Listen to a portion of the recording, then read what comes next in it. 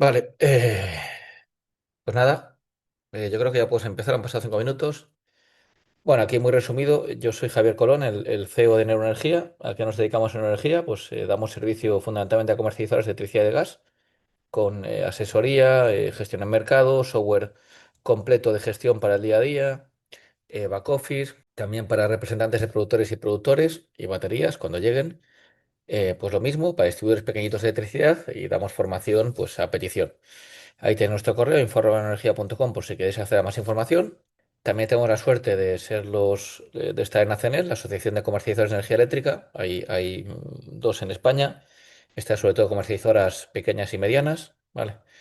Eh, Todo solo está centrada en electricidad, 100%. Vale, no llevamos gas, aunque sí que se comentan temas de gas, se pueden comentar temas de producción, pero son sobre todo comercializadoras que se dedican exclusivamente casi al negocio eléctrico. Hay más de 40 socios. Nos reunimos de vez en cuando con representantes del Ministerio, la CNMC, elaboramos propuestas, normativas, consultas, tenemos servicios jurídicos, participamos en grupos de trabajo. De hecho, el viernes iré al de la CNMC para tratar todos estos temas de Real Decreto 88. En fin, yo creo que es un sitio que está muy bien para comercializadoras pequeñas y medianas, y los socios yo creo que están bastante contentos. Ahí si queréis más información, info@cenel.es. Y nada, vamos a meternos en materia. Con el nuevo marco normativo en la comercialización y un largo etcétera de electricidad. El objetivo de las normas, ¿vale? Tanto del Real Decreto 88/2026 como la Ley 10/2025. Pues ordenar el modelo de contratación eléctrica y adaptarlo al modelo europeo, ¿vale? Pues más de un suministrador, agregador independiente, los contratos a precio fijo, los precios dinámicos, etcétera. Reforzar la protección del consumidor, ¿vale? Ya veremos cómo.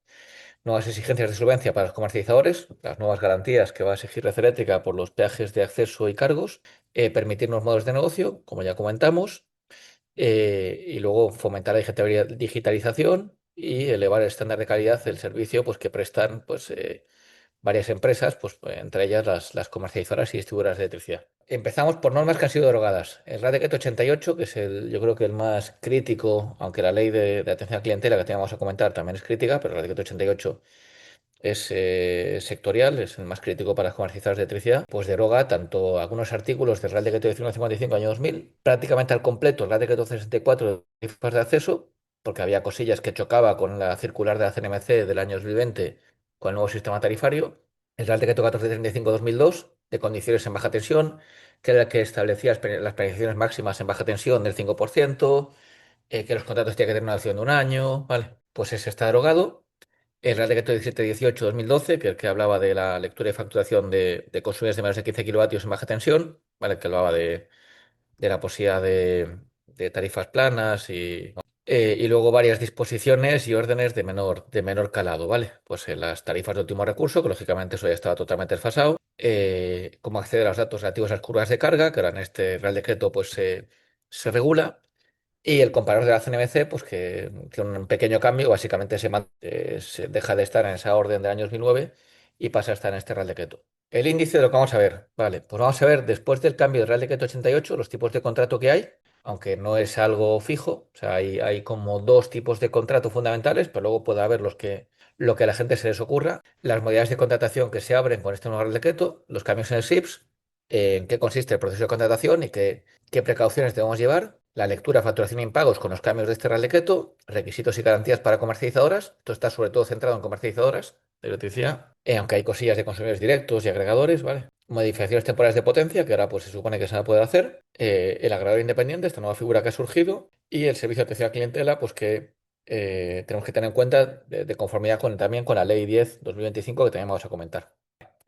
Tipos de contrato. Pues básicamente esto es la norma europea. La norma europea, si vais a la directiva 2019/944 que viene ahí, esa directiva habla de contratos con precios dinámicos de electricidad, ¿vale? Que son aquellos que reflejan la variación del precio en los mercados a contado, incluidos mercado diario e intradiarios, a intervalos al menos iguales a la periodización del mercado, que ya sabemos que desde hace unos meses es cuarto horario, sean contratos con precios dinámicos de electricidad, lo que aquí pues muchas veces se conoce como indexados, ¿vale? Pero bueno, la definición según la norma europea y ahora según la norma española son contratos dinámicos, ¿vale? Luego tenemos contratos de duración determinada y precio fijo, ¿vale? Estos contratos supone que tiene que garantizar que las condiciones contractuales, incluido el precio, no cambien mientras dura el contrato. Si bien pues se puede incluir por un precio fijo un elemento flexible, pues por ejemplo sería pues eso, que haya distintos precios en P1, P2, P3, y también dice la directiva que los cambios en la factura resultante únicamente pueden derivarse de elementos no determinados por los suministradores, como impuestos y gravámenes, ¿vale? Pero bueno, ya sabemos que hay un elemento no determinado por el suministrador muy importante en España, que son las restricciones técnicas, después del apagón y el modo reforzado, que la verdad que puede generar debate en cuanto a esta interpretación de esa frase. Porque al final es un elemento que el suministrador no puede determinar y que no puede controlar y que no se puede cubrir. Pero bueno, en principio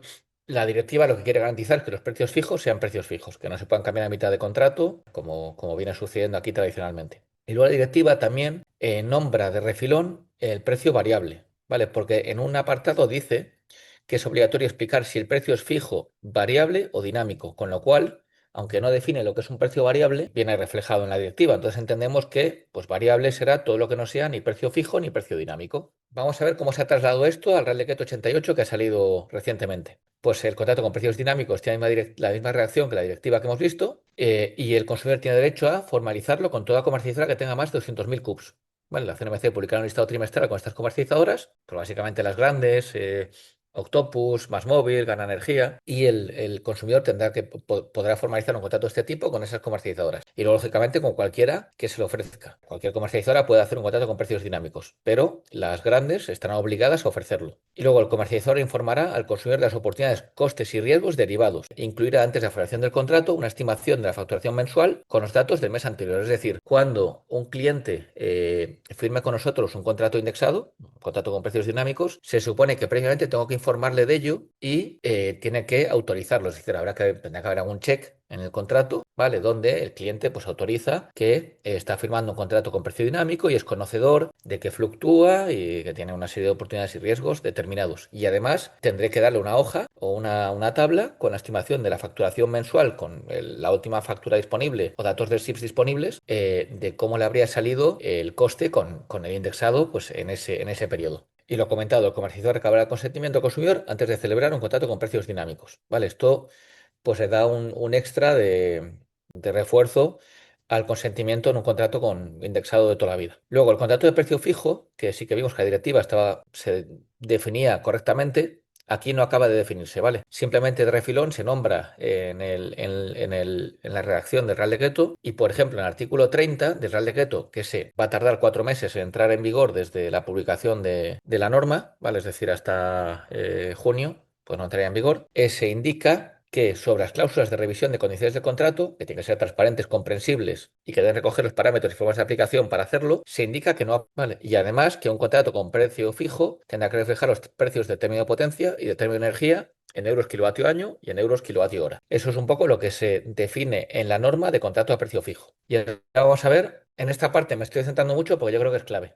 Hay varios informes de la CNMC de años pasados sobre todo el tema este de contratos a precio fijo, modificaciones de precio, etcétera. ¿Vale? Uno de ellos, pues el que lo queréis ver, es el CNS D 1154 21. ¿Vale? Que son consultas del Real Decreto Ley 23/2021, que era ese que modificaba la ley del sector eléctrico, donde venía esto de avisar con un mes, estimación anual, etcétera. Y aquí lo que dice, pues eso, primero tengamos en cuenta que esto es 2021, ¿vale? Es previo a este Real Decreto que hemos comentado. Pues eso, que hay que informar con un mes de revisión de precios, con la estimación del impacto anual, que se debe poder rescindir por parte del consumidor sin prevención alguna y que este plazo no se puede limitar, es decir, que aunque el consumidor se le avise con un mes de un cambio en el contrato, en el precio, en lo que sea, si no rescinde dentro de ese mes, podría rescindir a los 2 meses y tendría derecho igual, y que las prórrogas pueden ser rescindidas por el consumidor con un preaviso distinto. Por ejemplo, que yo al cliente en la prórroga le digo, oye, mira, pues en la siguiente prórroga el precio va a ser este otro. Le aviso con un mes, ¿vale? Pero antes el cliente, por norma, tenía 15 días de derecho para irse, de preaviso. Pues eso también podría ser así. Este informe también dice que las revisiones de precios por variación de los conceptos regulados, siempre que esté contemplado el contrato, no es necesario notificarlo con un mes. La norma dice también, y esto es discutible, que contratos con revisiones de precios anuales, por ejemplo, con el IPC, se supone, aunque yo creo que esto debe tener matices, que también habría que informar con un mes de el incremento del IPC. Es decir, si yo le digo, mira, te voy a revisar el contrato el 1 de enero con el IPC interanual publicado, pues se supone que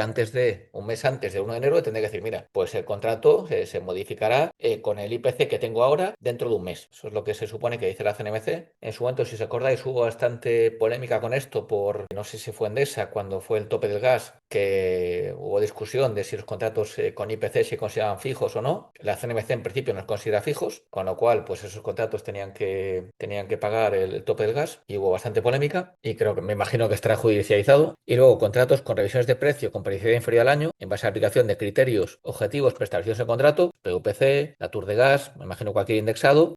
Por ejemplo, ¿vale? Pues si hay una fórmula ya establecida que define cómo se calcula el precio, pues no hay que avisar con un mes de que, oye, pues el pool hoy ha salido tanto, pues mañana vas a pagar eso. O sea, lógicamente no te puedo avisar con un mes porque es un contrato a precio indexado. Eso sí, lo mismo también, si le actualizo el precio trimestral o semestralmente con un indicador, pues de OMIP o de EX, o lo que sea, si está correctamente formulado en el contrato, no hace falta que le avise con un mes de que el precio va a cambiar porque ya el cliente en el contrato ha sido consciente de que está firmando un producto indexado o un producto a precio dinámico y la fórmula está correctamente establecida. Si le paso de un contrato de fijo a indexado o indexado a fijo, aquí sí que en teoría es un cambio de calado y el cliente tendría derecho a rescindir.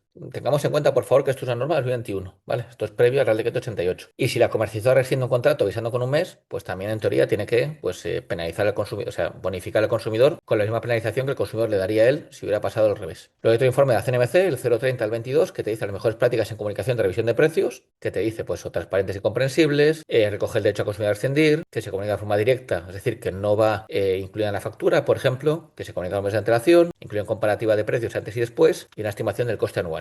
Y luego tenemos algo mucho más reciente, ya del año pasado, que es el 502/25. Y este ya es quizá más importante. Este lo publicó la CNMC, al final es un informe, ¿no? O sea, no es BOE, o sea, no es de obligado cumplimiento, pero bueno, sí que es relevante de cara a un posible juicio o alguna discusión con algún cliente. La CNMC pues, se remitía a la redacción de la directiva del contrato a precio fijo, con lo cual considera que una cláusula típica de te aviso, te subo el precio y si no te gusta te vas, no es correcta en un contrato a precio fijo. Le debería haber dicho al cliente, por ejemplo, oye, si los servicios de ajuste se mueven por encima o por debajo de esta referencia, pues te actualizará el precio en este porcentaje. Si un contrato a precio fijo anterior al Real Decreto 88 hubiera tenido esto, pues se supone que sería legal. Pero la típica cláusula de, oye, te modifico el contrato porque me da la gana a un nuevo precio que me da la gana y no te he dicho cómo se calcula, pues se considera que eso sería ilegal, según este informe. Y los conceptos regulados sí que se pueden trasladar, pero la CNMC considera que los servicios de ajuste no son conceptos regulados, que forman parte del componente de energía y que debe estar internalizado en el precio. La CNMC se olvida en todo caso, ¿vale?, de que estos conceptos no los puede determinar el suministrador y no tiene capacidad de cubrirlos. Pero bueno, la CNMC se olvida de ello. Y la conclusión de la CNMC es que en un contrato a precio fijo no es acorde subir el precio, alegando que se han disparado los servicios de ajuste, ¿vale? Otra cosa sería que ese contrato no lo tiene cláusulas de revisión claras, como he comentado, de que, oye, si suben por encima de un porcentaje, pues te traslado un porcentaje X que está definido. No sé si se entiende el matiz. Vale, el Real Decreto 88, ¿qué dice? Porque todo lo que hemos comentado es anterior a esta norma que ha salido. Pues dice, como derechos de consumidor, pues básicamente lo que ya decía la ley del sector eléctrico. Derecho a ser avisado de forma transparente y comprensible, con al menos un mes de antelación por escrito y de manera separada de su factura, de cualquier intención de modificar las condiciones de contrato informado de su derecho a rescindir el contrato sin coste alguno, y ser notificado sobre cualquier revisión de los precios derivadas condiciones previstas en el contrato en el momento en que ésta se produzca, así como las razones y condiciones previas del ajuste y su alcance con al menos un mes de antelación a su aplicación de forma transparente y comprensible. Y el contenido de estas comunicaciones será establecido por orden de la persona titular del Ministerio. Y también dice, como obligaciones del comercializador, en el artículo 13, tanto este como el anterior aplican en 4 meses, aunque el anterior, todo lo que hemos dicho hasta ahora, esos dos párrafos venían de cierta forma en la ley del sector eléctrico ya, y dice, como obligaciones del comercializador, no modificar unilateralmente las condiciones contractuales o resolver el contrato antes de su vencimiento. Pues eso, lo dicho, ¿vale? De cara a la ley, lo que viene es esto, pues se supone que no puedo modificar unilateralmente las condiciones contractuales o resolver el contrato antes de su vencimiento, es decir, que si quiero poner algo del tipo de que si los servicios de ajuste se disparan por encima de X, te lo repercuto con Y, tiene que estar en el contrato cuando el cliente lo firma. No puedo coger y modificarlo a posteriori basándome en pues un criterio que yo he usado que no es transparente para el cliente. Otro punto de vista, pues básicamente es el que hemos comentado. Vale, pues la directiva europea habla de elementos no determinados por el suministrador que se pueden tener en cuenta los precios fijos, pues la CNMC ha obviado eso y el Real Decreto 88 también, con lo cual, pues oye, yo creo que hay cierta posibilidad de judicialización la situación en la que estamos de que, oye, sí, yo un precio fijo se supone que no te lo puedo tocar, pero yo todo esto en modo reforzado del apagón y tal, que de repente se han disparado servicios de ajuste y siguen subiendo, pues no podía tener previsto, no puedo cubrirme, no determino esos componentes. O sea, yo creo que hay lugar al menos a plantearse en momentos de dificultad pues qué hacer con un contrato de ese tipo. Pero lo suyo es que para nuevos contratos, si yo digo que es precio fijo, sea precio fijo. Y si quiero indexar de alguna forma un incremento o decremento por servicios de ajuste, que esté puesto por contrato y entonces ya no es un precio fijo, es un precio variable. Prohibición absoluta de revisar precios, solo modificaciones laterales basadas en cláusulas genéricas y poco transparentes. Y lo dicho, en contratos B2C a precio fijo, consumidores domésticos, tener mucho cuidado. En contratos con empresas y en nuevos productos bien diseñados, pues yo creo que hay capacidad a pues, hacer cláusulas de este tipo, como hemos comentado, de oye, si pasa esto, te repercuto esto otro, ¿vale? Pero que ya esté definido, que sean explícitas, que sean transparentes, en la medida posible que sean simétricas y que no venda como precio fijo algo que no es, ¿vale? Llamemos de otra cosa, de otra forma, porque si no puede dar lugar a error y a una posible sanción. Vale, ¿qué contenido tiene que tener las comunicaciones en contratos de suministro y agregación? ¿Vale? También los agregadores se supone que pueden revisar los precios, ¿vale? Pues si está establecido por contrato que te puede revisar el precio y de qué forma, te tengo que avisar con un mes y mientras no se establezca por orden del ministerio el contenido de acuerdo dispuesto en el artículo 6, las comunicaciones tienen que ser específicas, de forma separada de facturas o otro tipo de correspondencia que se envía al consumidor y mostrarán, por lo de siempre, fecha de envío, de aplicación, tabla comparativa, coste anual anterior, coste anual futuro previsto, consumo anual y lo que hayamos tenido en cuenta de cara a estimación. Pues, por ejemplo, si te hago pues, una estimación de un indexado o de algo que dependa de valores que son difíciles de predecir o que te tengo en cuenta un IVA o un impuesto eléctrico, pues cuando, por ejemplo, hubo una reducción de esos impuestos. Vamos a ver las combinaciones de contratación o modalidades de contratación que se abren con este Real Decreto. ¿Vale? Esto también va a aplicarse dentro de 24 meses, dentro de 4 meses, perdón. ¿Vale? Son artículos 6 y 29 que aplicarían dentro de 4 meses. Combinaciones posibles, pues la de siempre, comercialización del mercado libre, que es la que tenéis la primera, único, pues esa como siempre. También un contrato a PVPC, que es la que veis al final, pues lógicamente esas pueden seguir llevándose a cabo. ¿Cuáles son nuevas? Bueno, comercializador del mercado libre con peaje directo. Esa no es nueva, también se podía hacer, pero ahora se supone que esos consumidores pueden utilizar los formatos de intercambio de la CNMC. Es decir, los XML que utilizan las comercializadoras, también los consumidores, cuando esos formatos se realicen, que ahora hay un periodo de 3 meses, pues podrán utilizarlos. Pero vamos, la figura ya existía. Comercializador más agregador independiente. No puede haber ni penalización ni restricciones por parte del comercializador a que se lleve a cabo esta modalidad.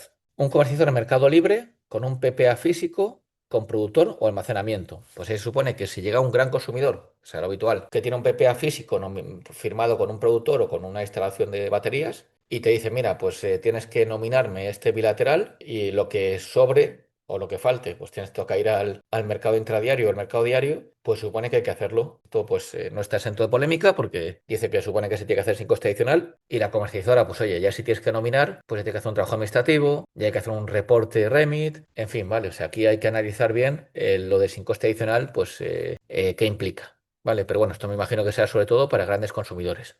Consumidor directo con PPA físico con productor, pues también se puede hacer, lógicamente. Consumidor directo más agregador independiente también. Y luego hay una nueva figura que es que un consumidor pueda tener más de dos comercializadores, o sea, más de uno. O sea, dos, tres, cuatro, los que sean. Y se supone que cada comercializador podrá elegir los cuartos de hora en los que él va a suministrar. Esto, lógicamente, pues tiene muchas derivadas. Pues, ¿qué pasa si paga uno y no paga otro? ¿Qué pasa si uno rescinde el contrato y otro no? Porque, oye, si un cliente se queda sin contrato en unos cuartos de hora, si ese cliente se va con la comercializadora regulada, pues supone que se va con todos los contratos de todas las comercializadoras, no solo con el de la comercializadora que ha rescindido. Entonces, bueno, aquí hay muchas derivadas que tendrán que analizarse en estos meses con los nuevos formatos. Y luego puede ser incluso un consumidor directo en mercado con una parte de su energía y comercializador en mercado libre con la otra. Eso sí, solo puede dar una opción por periodo de liquidación, es decir, en un cuarto de hora será consumidor directo y en otro tendrá comercializador, por ejemplo, ¿vale? Y aquí dice, se supone que el ATR se puede suscribir junto o por separado con el comercializador. A mí me cuesta creerlo, pero yo vamos, lo he puesto una reacción que hay en el Real Decreto que también habrá que ver. Lo he puesto en amarillo porque me chirría un poco. Y luego también, pues, a poder haber un comercializador de Mercado Libre que actúa como agregador de su consumidor. ¿Vale? No es agregador independiente, sino simplemente, pues, hace las veces de agregador de los consumidores a los que gestiona. Vale, y lo dicho, contrato a PVPC, que es, oye, si estoy así, no puedo estar, o sea, no puede haber contrato a PVPC en unos cuartos de hora y contrato a Mercado Libre nosotros. ¿Vale? Si estoy en el PVC o Natur, pues tengo que estar solo en la Tour, en el PVC, no puedo tener peaje directo, ni más de un comercializador, ni consumir directo. Vale, vamos allá. SIPS. ¿Qué cambia con el SIPS? Pues el plazo de entrega se reduce de 15 a 10 días. hay adaptaciones de los datos que hay en el SIPS, pues eso, en vez de tarifa de acceso, pues peaje de acceso, en vez de perfil A, B, C, D, que creo que había antes, pues el 2.0 TD, 3.0 TD, etcétera. En fin, o sea, adaptar un poco los campos del SIPS que están desfasados con el sistema tarifario anterior y luego se amplían algunos campos. Por ejemplo, en ubicación del CUPS se añade referencia catastral, aunque es un dato al que las comercializadoras no pueden acceder, salvo la que sea comercializada al cliente. Las coordenadas, el código INE, si hay maxímetro, contratos de temporales por las potencias que hay, si hay un procedimiento de cambio de comercializador o de agregador, las comercializadoras, si hay más de una, por las que hay.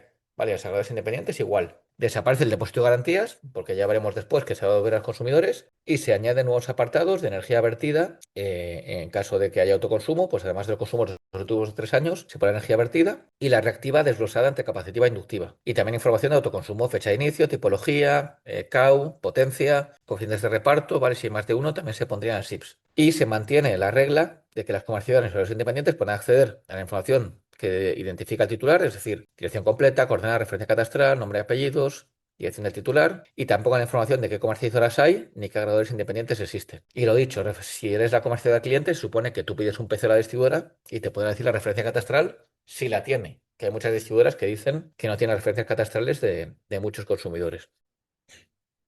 Proceso de contratación. ¿En qué consiste? Vamos a ver una serie de artículos que vienen en la norma. El consumidor tiene derecho a recibir información contractual antes de contratar, aunque haya intermediario. Vale, esto ya veremos después. Hay que hacer un documento resumen del contrato. Vale, lo comentaremos después. El consumidor debe justificar al distribuidor la existencia del contrato de suministro si tiene ATR con el comercializador.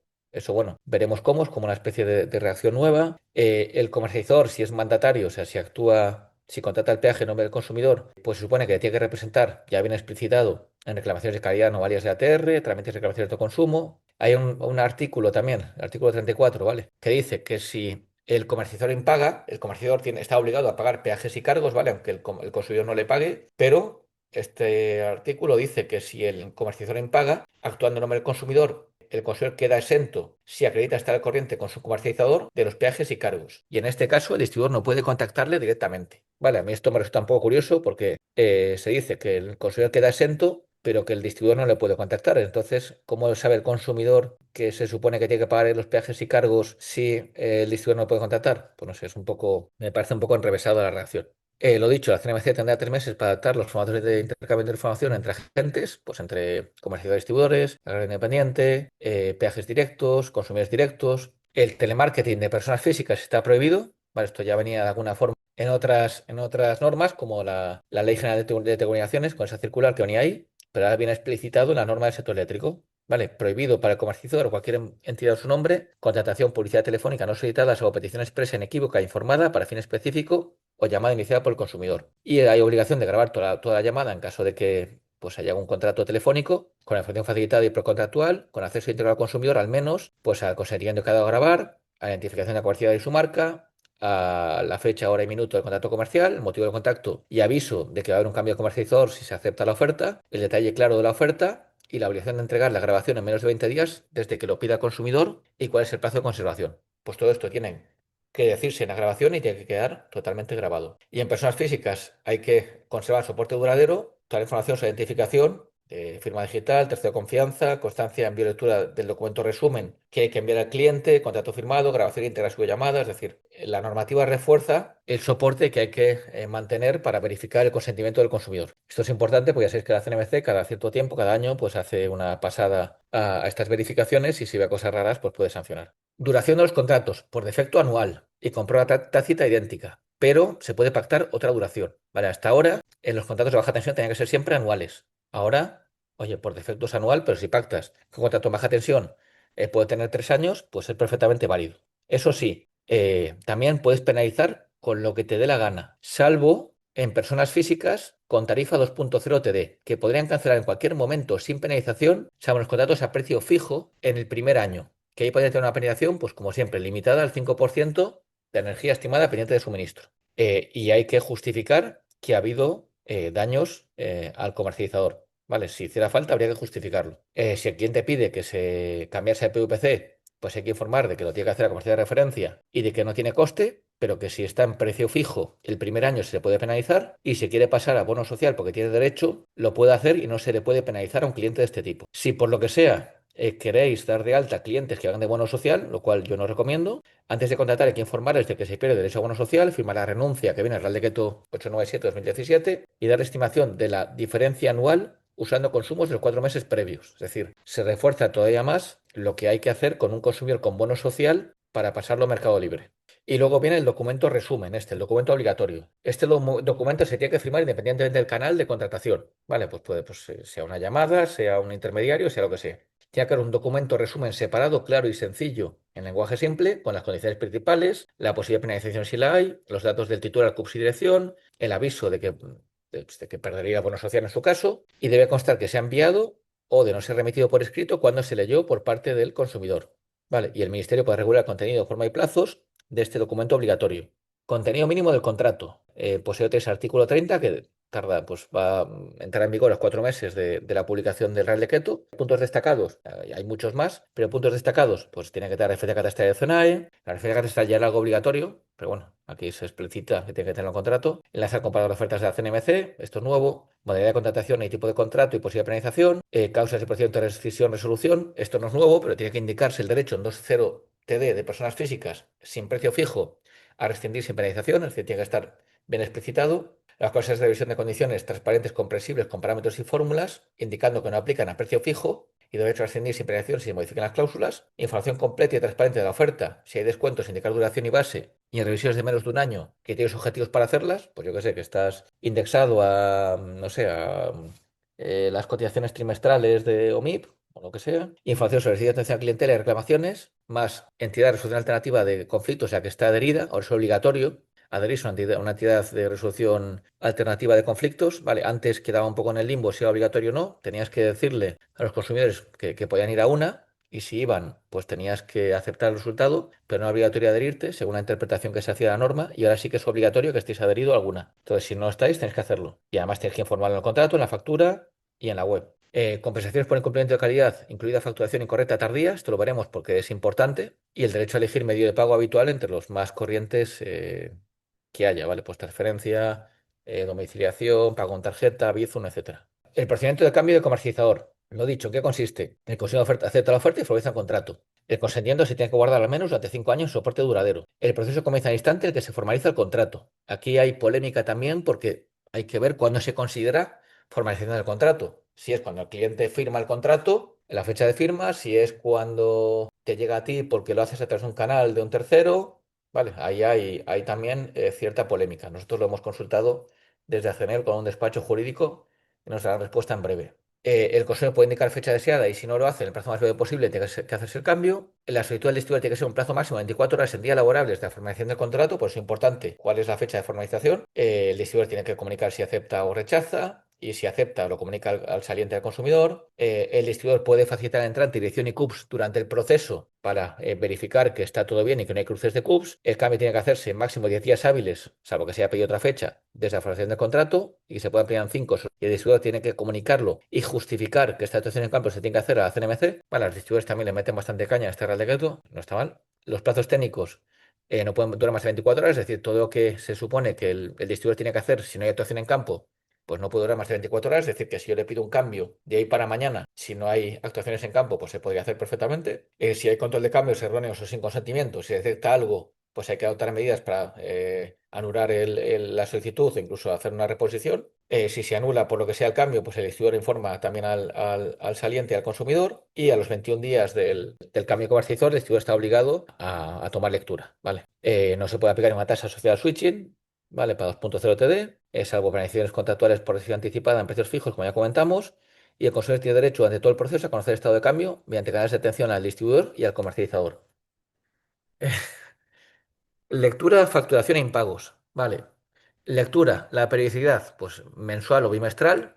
Pues mensual si hay lectura remota y bimestral si no hay lectura remota por causas no imputables al distribuidor. Si hay imposible acceso al contador para hacer lectura presencial cuando no hay posibilidad de lectura remota, pues el distribuidor deja aviso visible para poder lectura y si en 10 días hábiles no se hace, pues se puede estimar según la norma. ¿Vale? Y si durante un año no hay lecturas reales, Se intentará lectura por puerto óptico u otro medio, si no es posible, se estimará también. Cuando cambian peajes y cargos, esto es importante porque ahora no era así y había muchos problemas en los cambios de año, por ejemplo, sobre todo suministros que tenían ciclo de 15 a 15, de un mes a otro mes, porque te hacían un prorrateo por número de días.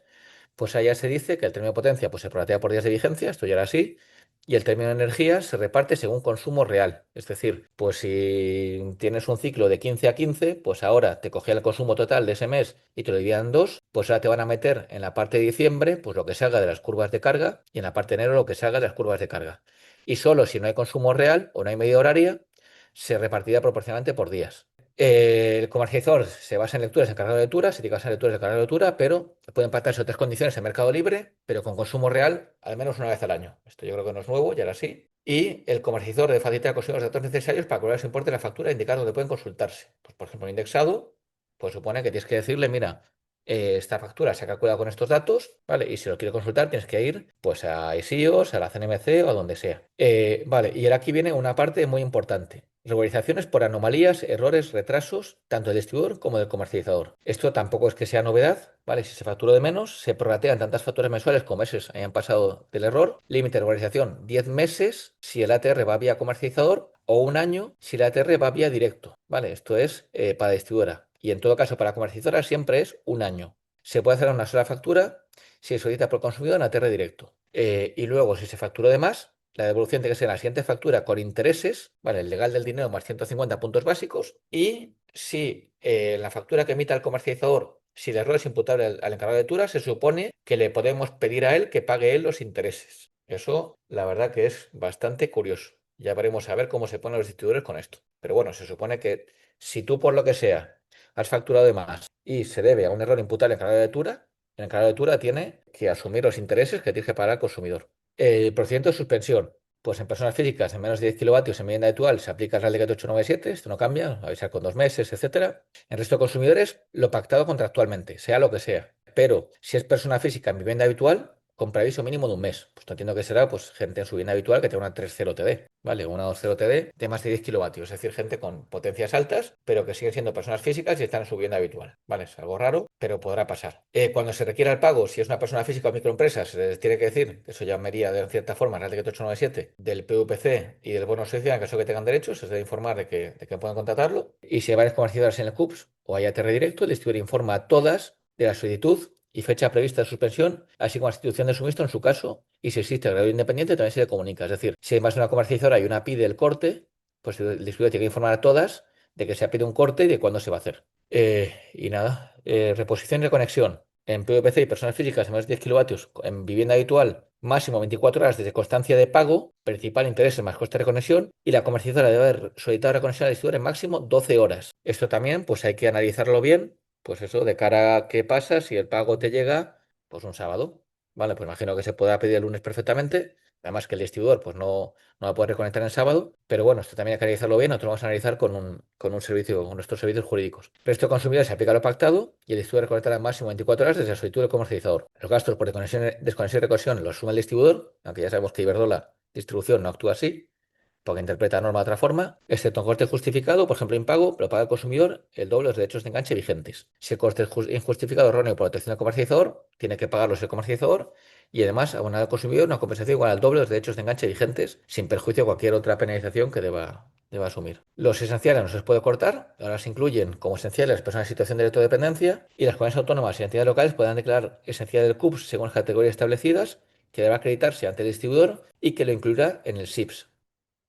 Requisitos y garantías para comercializadoras. La norma habla de que tengan un capital social suficiente, que inicien su actividad, compren antes de 6 meses y de que nunca dejen de comprar un periodo de más de 6 meses, ¿vale? Y que además compren energía suficiente para cubrir en todo momento la demanda de la cartera que tengan elevada barras de central. Esto es curioso, ¿vale? Porque, bueno, al final, pues todo el mundo puede errar, ¿no? En su previsión. Entonces, bueno, pues entiendo que esto, pues, es la típica relación así abierta, pero vamos, que si tú, por lo que sea, oye, has comprado un 5% de menos porque te has equivocado con tu estimación de consumo, pues nadie va ni a decirte nada. Me imagino que es pues lo de siempre, cuando vean algún caso flagrante de gente que aparentemente está dejando de comprar, pues porque no tiene dinero en OMIE, pues ahí sí que lo usarán pues para iniciar el proceso de inhabilitación.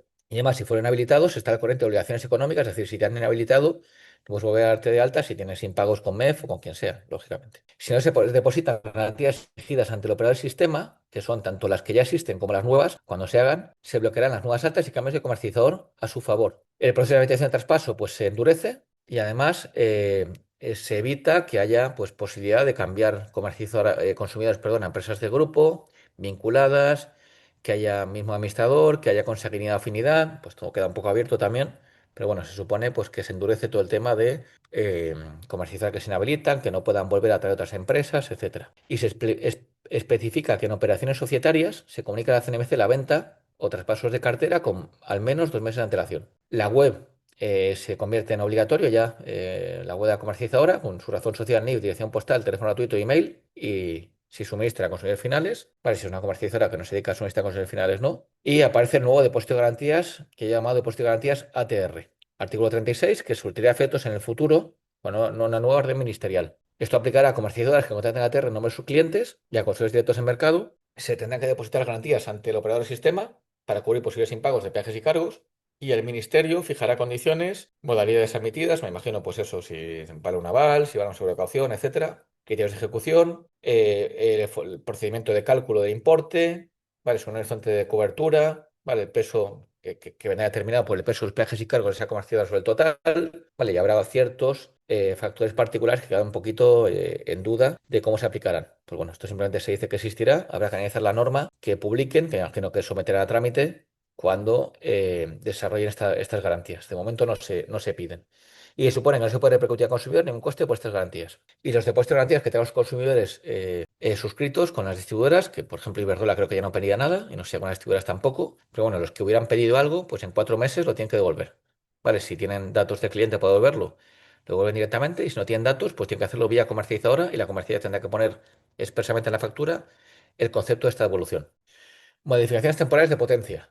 Esto pues surtirá efectos nunca antes de 6 meses de la entrada en vigor de la norma. Pues es decir, nunca antes del 12 de agosto de 2026. Se mantiene el límite general de 12 meses para volver a modificar tarifa o potencia, salvo las potencias agrarias y comunidades de regantes, que ya tenían cierta capacidad de tener dos potencias al año, aunque había un poco de problemas para tramitarlo, pero bueno, sigue existiendo esa posibilidad. Y además se permitirá modificación temporal de potencia con distintos horizontes, trimestrales, mensuales, diarias y horarias. Vale, imagino que esto tendrá unos componentes más caros de los peajes. Vale, pues tanto más caro cuanto menor sea el horizonte, se pueden acumular modificaciones de distintos horizontes, pero no del mismo horizonte. Esto hay que analizarlo bien porque a mí no me queda claro si puedes pedir, por ejemplo, el Q1, o sea, el trimestre 1 y además pedir enero, o no podría ser así. Al terminar el periodo temporal se recupera automáticamente la potencia previa, debe solicitarse con mínimo 5 días hábiles de antelación, respetando el límite de derechos de extensión del CUPS. Los plazos de efectividad serán máximo 72 horas, a votaciones en campo que pueden ser 5 días hábiles en baja tensión y 10 días hábiles en alta tensión. Y la CNMC fijará precios y condiciones de facturación y no habrá incremento porcentual en los cargos. Vale, en los peajes me imagino que sí. En los cargos ya ha dicho el ministerio que como dependen del ministerio, pues que no. Agregado independiente, nueva figura que de conformidad con la directiva europea tiene que desarrollarse. Pues aquí de nuevo tiene que haber pues, otras nuevas órdenes del ministerio, procedimientos de operación, normativa de la CNMC, etcétera. Mientras todo esto no se desarrolle, se supone que el modelo inicial es que la agregación sea con un sistema centralizado, con corrección de programa y compensación. ¿Vale? El operador del sistema y en su caso el operador del mercado tendrá como contraparte central de la compensación y la corrección de programa, y el operador del sistema además determinará la posibilidad de balance y verificar la respuesta del agregador independiente. La corrección de programa vendrá definida por la Secretaría de Estado de Energía, aunque hay una propuesta de red eléctrica que salió publicada ayer, la hemos analizado, lo he puesto ahí en verde. Yo creo que no voy a entrar en este tema porque es una propuesta todavía y vamos. Pero bueno, que sepáis que hablan de una compensación al 90% del precio del mercado diario, del programa base de referencia, cómo se calcularía, de que si hay errores en la previsión del agregador, pues puede compensar al comercializador. Bueno, eso va a tocar alegarlo. Nosotros vamos a alegar que el 90% pues sea el 100%, en principio. El agregador puede acceder a todos los mercados, incluidos los de balance, sin necesitar consentimiento de otros agentes. El precio en compensación es una porcentaje del precio de mercado diario, puede ser del 0 al 100%, la propuesta energética del 90%, en la propuesta inicial de este Real Decreto era un 50% por parte del Ministerio. Bueno, en fin, esto todavía está por verse. Y a las comercializadoras les compensarán con la energía efectivamente movilizada por el agregador independiente de los mercados mayoristas. Es decir, si el agregador independiente casa energía en terciaria, pues al comercializador se le compensará por la energía que ha casado en ese periodo de terciaria. Pero eso tuvo un efecto rebote en otros periodos, no se te va a compensar. ¿Vale? Esto es un poco problemático, pero bueno. Vale, obligaciones y requisitos de agregador independiente. Pues muchas similitudes con las comercializadoras, muchas similitudes, ¿vale? Hay algunas específicas de comercializadoras que no aplican al agregador, Bueno, las comerciales tienen que poner garantías ATR, tienen que representar al cliente en reclamaciones de ATR, el agregador no. Hacer reporting a administraciones públicas pues, de muchos modelos e informes, todas las obligaciones de PVC bono social que no aplican al agregador, el portal web obligatorio, mantener comunicado al distribuidor la info de contrato de punto de suministro, pues el agregador no tiene que hacerlo, prueba documental reforzada en contratación con personas físicas, reglas sobre contrato, contenido mínimo, factura, impagos. El agregador independiente pues tiene unas normas más ligeras en todos estos aspectos, o directamente no tiene nada. El agregador independiente tiene obligaciones propias como que es el responsable financiero de los desvíos que genere, ¿vale? Y que tiene que compensar al comercializador por la energía activada. Inicialmente ya hemos visto que va a ser un modelo de compensación entre agregador y comercializador, centralizado a través de pero en el futuro, a través de red eléctrica, pero el futuro podría ser un sistema mutualizado entre sujetos del sistema pues, para incentivar más esta figura o una combinación de ambas. Que una contabilidad según la ley de sociedad de capital, formalizar contratos de acción y pagar a una consumidor según contrato, conservar durante 5 años transacciones derivadas vinculadas al contrato, en fin, publicar condiciones generales de sus contratos en su web, cumplir con los plazos y formatos de la CNMC de lo que tenga que ver con cambio de agregador, y capacidad tecnológica para gestión masiva de datos e interoperabilidad con el operador del sistema y con las comercializadoras. Y obligaciones y coincidentes, pues declaración responsable, etcétera, ¿vale? No hay procedimiento de inhabilitación, me imagino que porque eso tendría que estar en una ley y esto es un real decreto. Tiene que tener también servicio de atención a clientela y reclamaciones y estar adheridos a una entidad de resolución alternativa de conflictos, liquidación tras cambio en 42 días y comunicar datos a ACER en el ámbito de REMIT. Vale, se supone que también puede hacer las curvas de carga de los clientes, ¿vale? Pues justificando el consentimiento al distribuidor, o el distribuidor, si el agregador está vigente en ese periodo, le deberá dar acceso a las curvas de carga, hasta que me imagino que hasta que se desarrolle la figura del operador del sistema de red eléctrica como hub central de todos estos datos de clientes finales y curvas. También tiene derecho a acceso al SIPS. El procedimiento de cambio a grado independiente, lo veis ahí, es muy sencillo. Y las condiciones generales de contrato de creación también pues son más sencillas, lógicamente, que la del comercializador.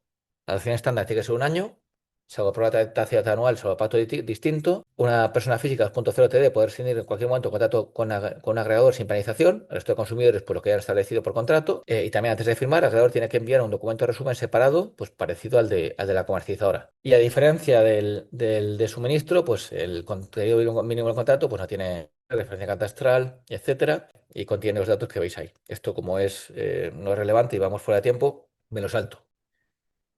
Vale, y muy rápido. Nada, pues aquí todo el tema de servicio de atención a clientela, esto viene en Real Decreto 88/2026, pues acuse de recibo cuando hay reclamaciones, con plazo máximo de resolución, 15 días hábiles para resolver, si no hay respuesta satisfactoria hay que decirle que puede ir a la entidad de resolución alternativa de litigios, eso se convierte en una obligación. Todo esto sin perjuicio de cumplir con el Real Decreto Ley de consumidores y usuarios. Hay una figura de defensor del cliente que es opcional, que se puede crear por parte de comercializadores, entiendo que puede tener sentido, ¿vale? Comercialmente.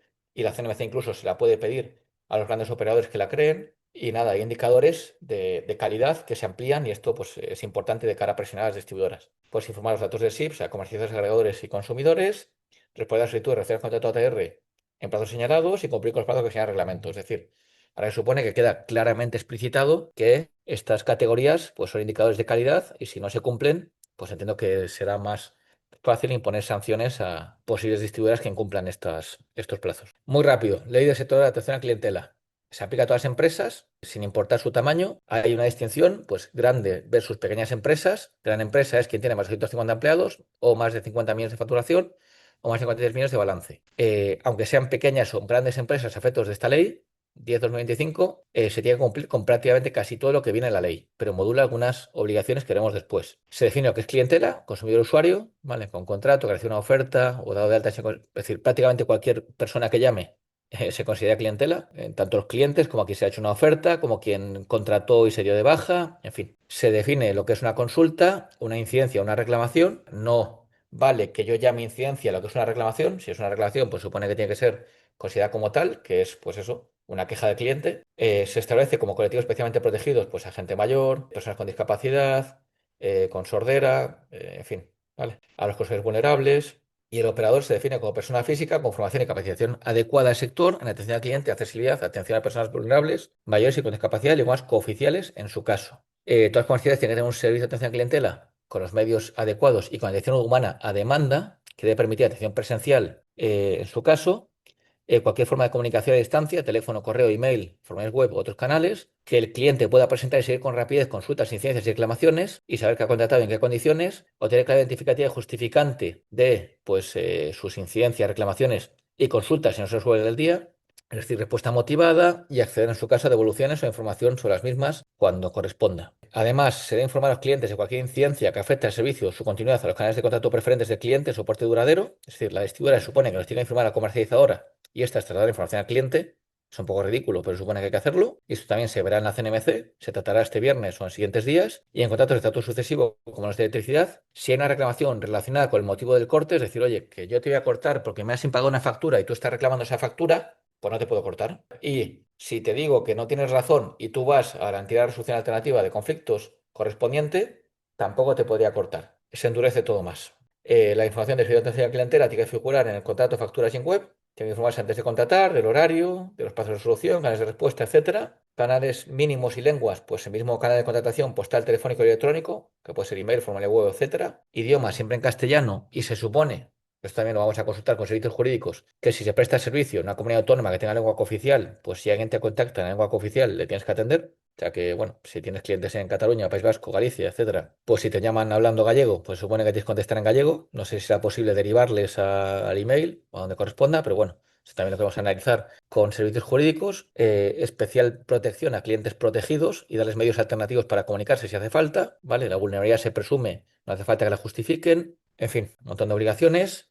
El 95% de los solicitudes atendidas en menos de 3 minutos de media. Está prohibido colgar por tiempo de espera. Si piden atención personalizada, tiene que ser también traspasada en menos de 3 minutos de media. Prohibido un servicio de atención al cliente exclusivamente de automatización humana a demanda. Se puede pedir que te pasen con un supervisor. Cualquier consulta, queja, reclamación o incidencia tiene que generar clave identificativa. Las consultas no, pero si no se resuelven en el día, sí. Si la gestión se hace por teléfono, pues el cliente se le puede ofrecer que la llamada se grabe y cómo acceder a ella. En fin, o sea, un montón de información. Si la consulta no está clara, será 10 días para subsanar. Y si no subsana, pues se entiende cerrada, pero tiene que poder subsanar. Si no se resuelve al cliente, si no se accede a sus pretensiones, se tiene que informar de que puede ir a una entidad alternativa de resolución de conflictos. Y en incidencias masivas, pues se puede dar información de forma digital. Entiendo que por la distribuidora y al menos por SMS. Plazos de resolución. Pues de facturación, consumo, cortes indebidos, 5 días hábiles en consumidores de menos de 15 kilovatios, de continuidad de suministro en 2 horas máximo, ¿vale? Esto entiendo que tenía que ser más bien la distribuidora, y en el resto 15 días hábiles, ¿vale? Para dar respuesta. Luego, las grandes empresas, para incidencias de continuidad, tienen que tener canal 24 horas y un servicio de atención a clientela claramente diferenciado de la actividad comercial. Si eres pequeña, no. Y esto entró en vigor cuando se publicó, pero hay hasta el 28 de diciembre del 26 para adaptarse. Y también se hacen unos cambios de la Ley General de Consumidores y Usuarios que dice que pues, los contratos telefónicos se consideran nulos si no hay consentimiento válido, teniendo en cuenta que el consentimiento caduca a los 2 años, y en relaciones automáticas hay una relación un poco rara que dice que hay que avisar 15 días antes del vencimiento del plazo para comunicar la voluntad de no renovación del vencimiento de dicho plazo. Entonces no me queda claro si es 15 días antes de que venza el contrato o 15 días antes de que venza el plazo para comunicar la rescisión. Bueno, esto también lo hemos consultado con servicios jurídicos. Me estoy quedando sin respiración.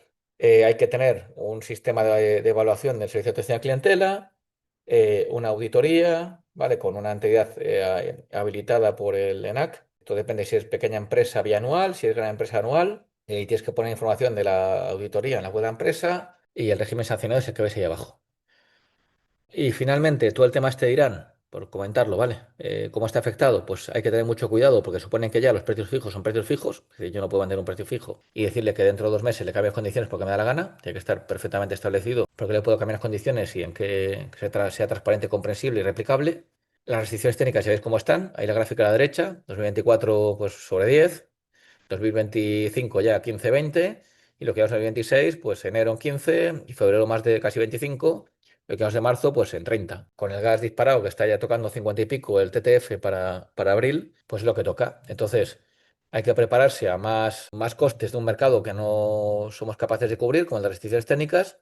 O sea, preparar contratos para ello. Yo creo que seguirá aumentando si el gas sigue alto.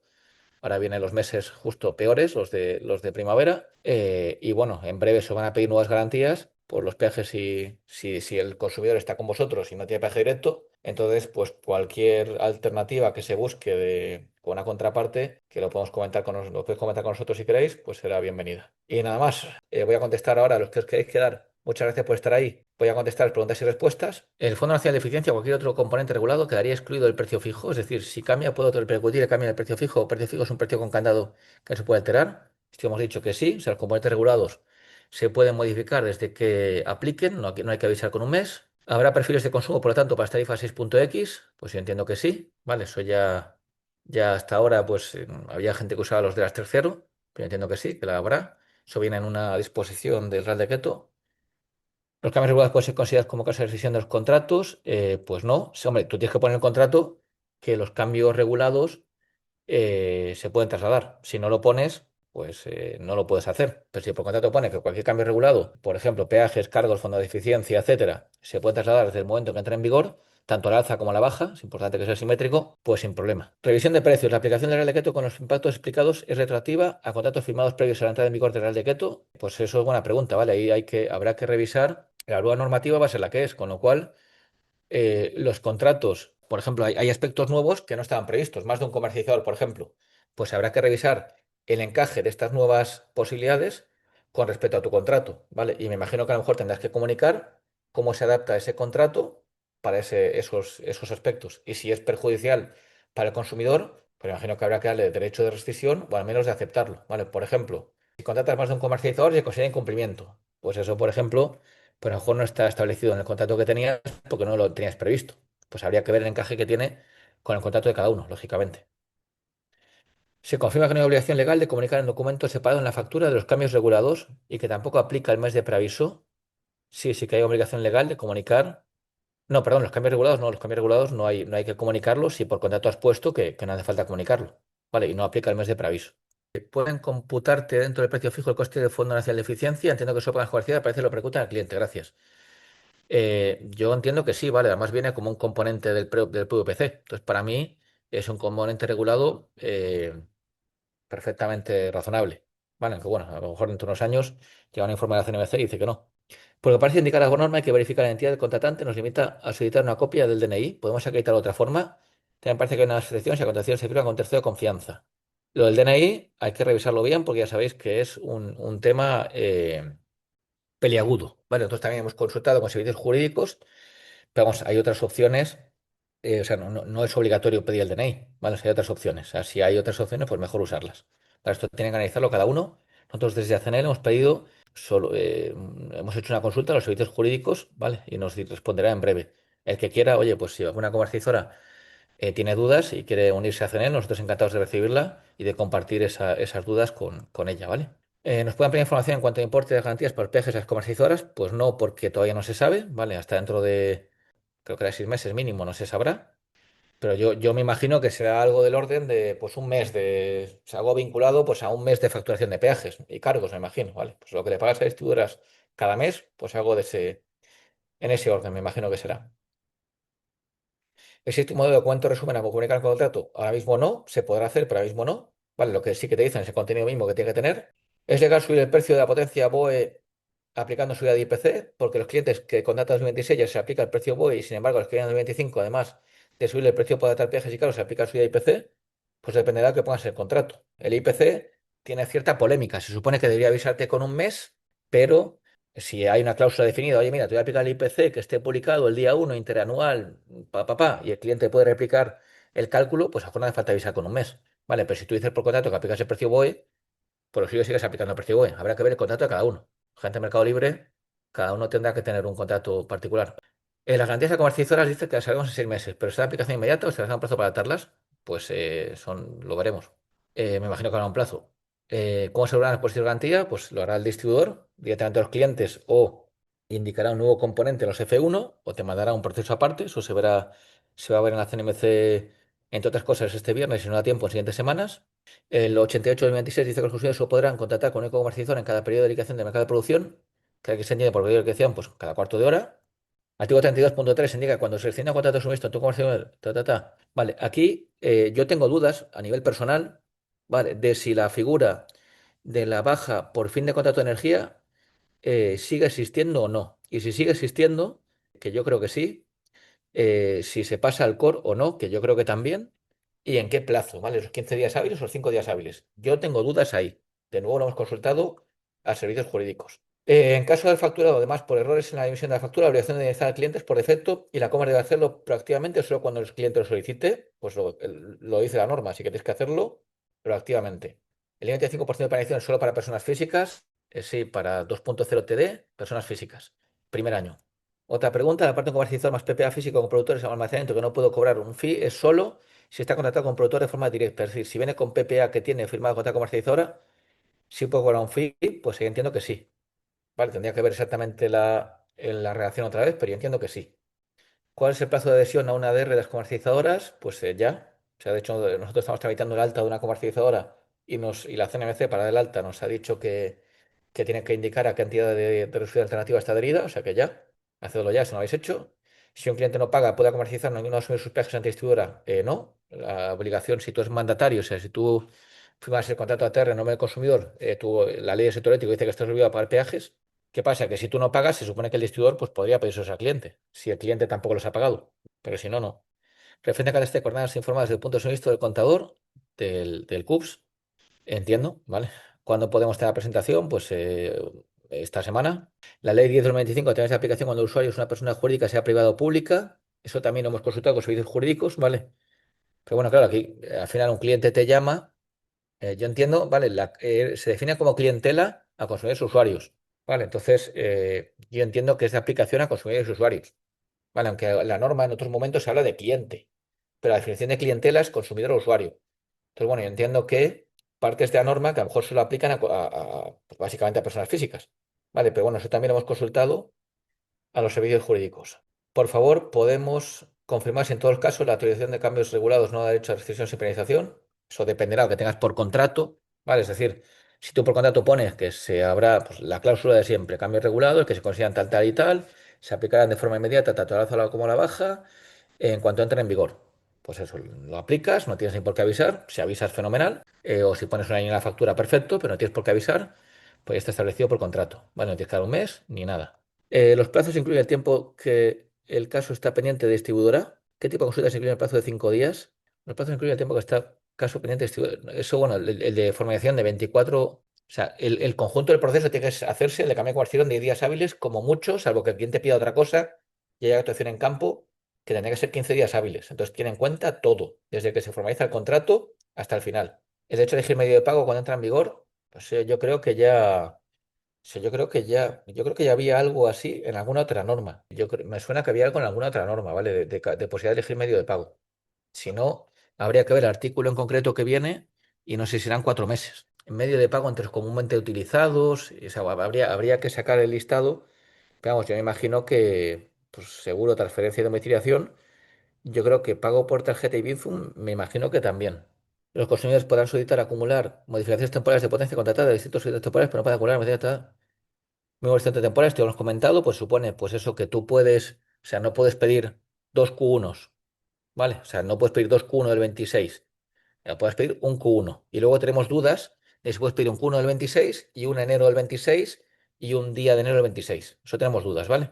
Pero puedes pedir eso. Claramente no puedes pedir dos veces que te suena potencia para Q1 del 26, lo que entendemos nosotros. ¿Qué sabemos de la orden que regula la figura de agregador? Ha salido una propuesta ayer de red eléctrica donde dice los 90% de compensación, cómo se calcula para base de referencia.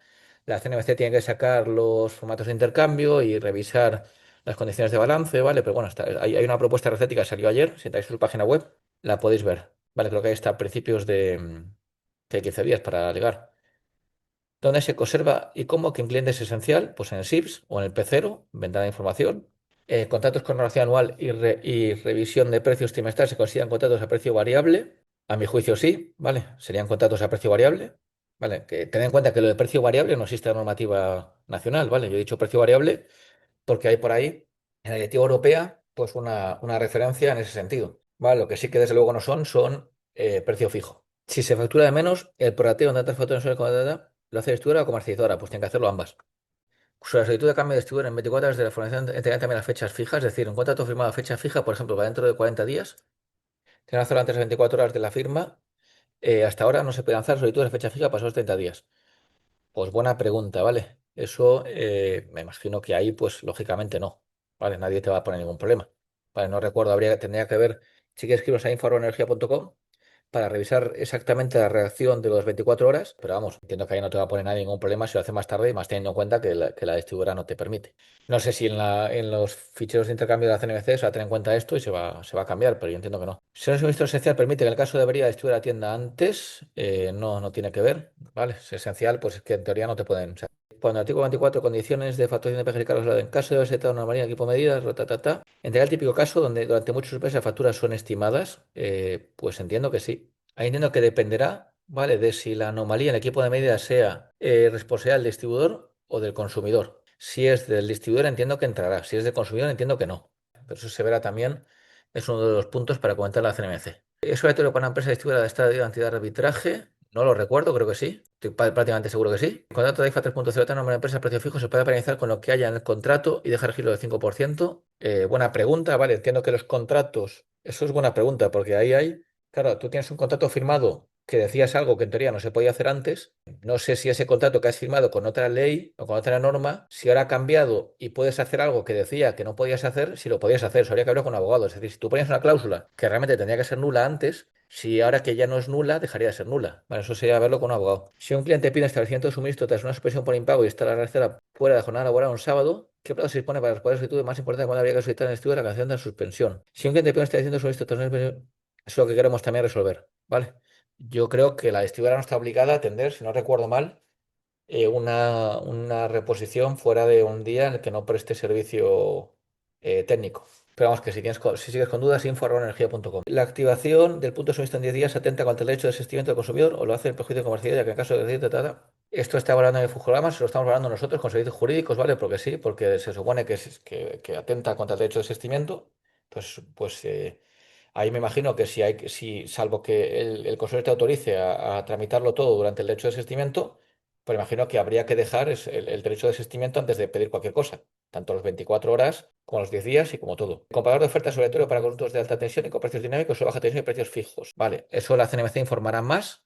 Vale, ahora mismo es obligatorio para los que eran obligatorios antes, es decir, cualquier oferta masiva o sea, que tú tengas, es decir, cualquier oferta que no sea personalizada, cualquier oferta que tú tengas que puedan contratar grupos de consumidores, se supone que tiene que ir al comparador. Creo que eso pueden ir de baja tensión y son los precios fijos, pero eso no quiere decir que el comparador de la CNMC mañana permita que se metan otro tipo de tarifas y precios indexados. Los nuevos contratos que se firman ahora, 3.0 te da nombre de empresa más precio fijo, la variación máxima por incumplimiento que te pueden prevalecer 5% de consumo adquirido, la figura en el contrato.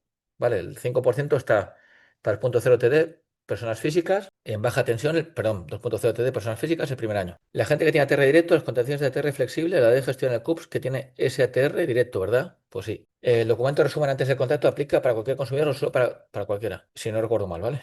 Lo he dicho muy rápido. Javier, tu comentario sobre una cláusula que antes que no se cogía y que dices que habría que consultarlo con un abogado, te digo que no se puede regular con carácter tratativo cuando se penaliza a un cliente. Pues mira, perfecto. El comercializador contrata de ATR en nombre del consumidor también aplica la prestación de sistemas alternos de solución. No. Vale, no, se aplicaría que el represente frente al distribuidor. Algunas comercializan que su factura informa al cliente que podrá ver sus precios para relación de su contrato en su web de clientes. Cuando el cliente entra, efectivamente está ahí, cumpliendo los requisitos que dan de precio anterior nuevo y coste anual, pero el cliente no llega directamente de ninguna manera. ¿Cuántos sus clientes o no lo ve? Eso pueden hacerlo gracias. Hay más comerciales que en la factura informa al cliente que puede haber su precio para renovación de su contrato en su web de clientes. Bueno, en la factura no puede ser. O sea, tiene que ser una comunicación específica. O sea, que ya directamente, si te pone la factura que te vayas a otra web, eso no puede ser. Pues nada, creo que está todo. Si seguís con dudas, info@energia.com. Y si queréis saber más de Acenel y de todos estos dudas que tenéis y que tenemos y que hemos consultado en un despacho jurídico que hemos contratado para este tema, os podéis asociar y os los compartiremos con vosotros, lógicamente. Info@acenel.es. Y nada más, muchas gracias a todos por estar ahí y por escucharme. Gracias y buena semana.